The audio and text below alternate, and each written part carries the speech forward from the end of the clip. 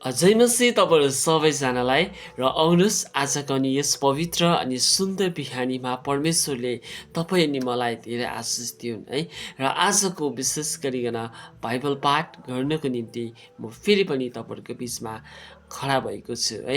र अब स्पेसल्ली परमेश्वरलाई धन्यवाद दिन्छु किनकि परमेश्वरले तपाईँहरूको निम्ति भनिकन आज फेरि पनि मलाई यसरी बाइबल पाठ गर्नको निम्ति खडा गराउनु भएको छ।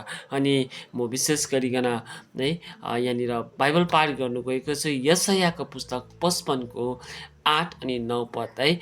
आज यहाँनिर परमेश्वरको विचार अनि परमेश्वरको इच्छा चाहिँ के छ भन्दाखेरि चाहिँ तपाईँ अनि म चाहिँ धेरै फलदायक भएको, तपाईँ अनि म चाहिँ माथि माथि है माथि जीवन बिताएको, तपाईँ अनि म तल गिरेर होइन, तपाईँ अनि मेरो जीवन चाहिँ जहिले पनि फलदायक भएको चाहिँ उहाँ चाहनुहुन्छ है। परमेश्वरको इच्छा अनि उहाँको विचार अति महान छ, अति असल छ है, अति असल छ है। यो कुराहरू हामीले सुनिसकेका छौँ, तर आज परमेश्वरको विचार भनेको है कति महान छ।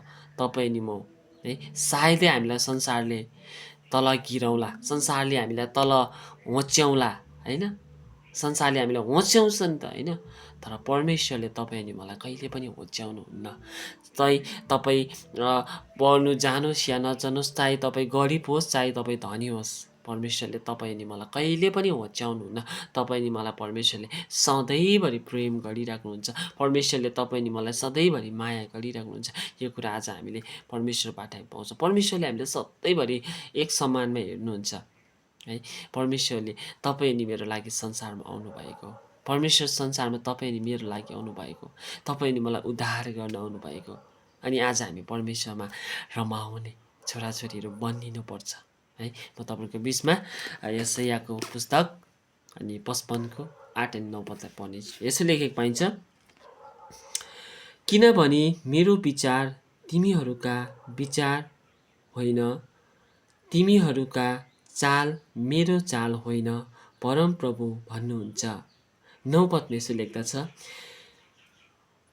किनकि जसरी आकाश पृथ्वी अग्लो छ त्यसरी नै मेरो चाल तिमीहरूका चालभन्दा र मेरो विचार तिमीहरूका विचारभन्दा अग्लो छ है। आज परमेश्वरको वचनले हान्छ 9 पदले स्पष्ट गराएको छ है।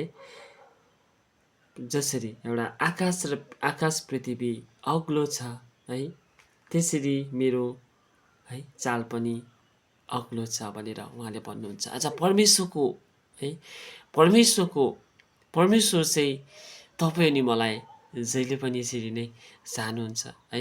उहाँ चाहिँ तपाईँ अनि म चाहिँ फलदायक भएको चाहनुहुन्छ, तपाईँ अनि म चाहिँ फलदायक जीवन बिताएको चाहनुहुन्छ है। यो वचन पढ्दै गर्दा फेरि मलाई के भन्नु मन लागेको छ भन्दाखेरि चाहिँ वचन पढ्दै गर्दा के भन्नु मन लाग्यो है। अच्छा, परमेश्वरले तपाईँ अनि मलाई कति केयर गर्नुहुन्छ है, कति केयर गर्नुहुन्छ, कति माया गर्नुहुन्छ तपाईँ अनि मलाई।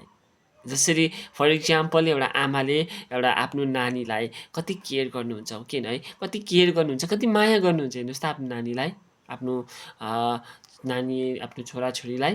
त्यसरी नै परमेश्वरले पनि तपाईँ अनि मलाई त्यसरी नै प्रेम गर्नुहुन्छ, परमेश्वरले पनि तपाईँ अनि मलाई त्यसरी नै प्रेम गर्नुहुन्छ, त्यसरी नै केयर गर्नुहुन्छ है। आज उहाँले कति केयर गर्नुहुन्छ हामीलाई, तर आज हामी नै कतिवटा कुरामा लड्खाडिरहेका छौँ है। तर परमेश्वरले तपाईँ अनि मलाई असल बनाउनु चाहनुहुन्छ अनि हामी असल हुनपर्छ, किनकि हामी परमेश्वरको इच्छा चाहिँ हामी असल व्यक्ति भएको हो है। कसैलाई पनि छुट्याउनु हुन्न, चाहे धनी होस् चाहे गरिब होस् चाहे जस्तो सुकै होस्, परमेश्वरले छुट्याउनु हुन्न। परमेश्वरले प्रेम गर्नु चाहिँ एक गरौँ सबैजना।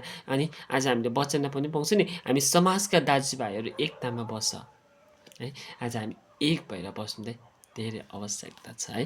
परमेश्वरले तपाईँ अनि मलाई धेरै प्रेम गर्नुहुन्छ र आजको वचन पढाइ र सुनाइमा पनि परमेश्वरले तपाईँ अनि मलाई धेरै आशिष दिउँ सबैजनालाई। फेरि पनि ख्रिस्ट शुक्रमा जय मसीह।